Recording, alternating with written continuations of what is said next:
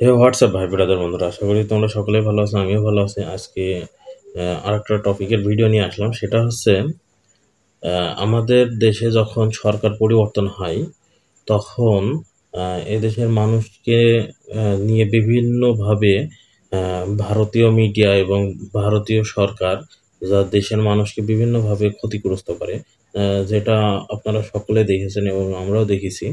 তো এখন বিষয় হচ্ছে, আমি এই কথাটা এখন বলতে চাচ্ছি যে এখন তো বলবো সেটা হচ্ছে নেপালেও কিন্তু বাংলাদেশের মতন অরাজকতা তৈরি হয়েছে এবং ওখানকার সরকারকে কিন্তু সে দেশের জনগণ মেরে বের করে দিয়েছে, যেটা আমরা সকলেই দেখেছি।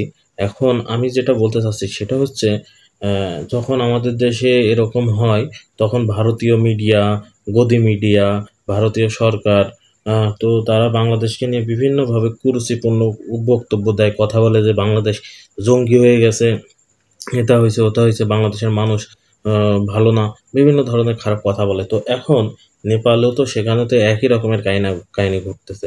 তো এই বেলায় তো ভারতীয় মিডিয়া তো কোনো কিছু বলতেছে না। তো আজকে আমরা বাংলাদেশ মুসলিম কান্ট্রি বলে এই জন্য এত কিছু, নেপাল হিন্দু কান্ট্রি বলে নেপালের মানে কোনো জঙ্গি সংগঠন বা ওরা এরকম কোনো কিছু না। আজকে বাংলাদেশ বলে এত কিছু হয়েছে। তো নেপাল, এখন যদি তারা নেপালের বিরুদ্ধে কথা বলে তো নেপালের জনগণ ওদের উপরে ক্ষিপ্ত হয়ে যাবে, যার জন্য নেপালের জনগণের উপরে তারা কথা বলতেছে না, আর বাংলাদেশের উপরে কথা বললে তাদের হয়ে যায়। তো দেখেন, আমি আপনাদের জন্য ভারতীয় মিডিয়ার একটা নিউজ আপনাদেরকে আমি দেখাচ্ছি, দেখেন।